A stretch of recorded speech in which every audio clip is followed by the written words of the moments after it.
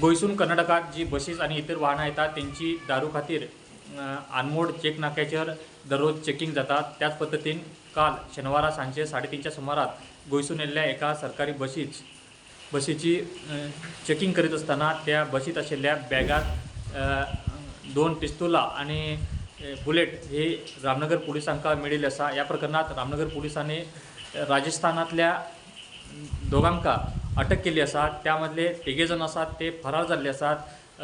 एकटो आशिल्लो तो गोव्याच्या दिशेन फरार जाल्लो। तेका पुणे पुलिसांनी मोलेम चेक नाक्याचेर अटक केला।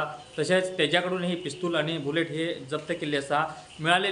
पुलिसां कडल्यान मेळिल्ल्या म्हायतीनुसार गोव्यात आशिल्ल्या एका स्टार ज्वेलरी ते दरोडो घालपाच्या प्लॅनान ते गोव्यात येल्ले। मात्र तेंचो हो प्रयत्न आसा तो प्रयत्न असफल जाल्ल्या कारणान ते हुबळीच्या दिशेन ते गोयसून बशींतल्यान येवपाक लागिल्ले। त्या वेळाचेर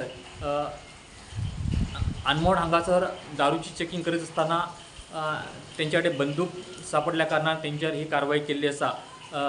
गोंयचे पुलीस आणि रामनगरचे पुलीस या संदर्भात अधिक तपास करीत आसात। प्रुडंटा खातीर प्रमोद फोंडे।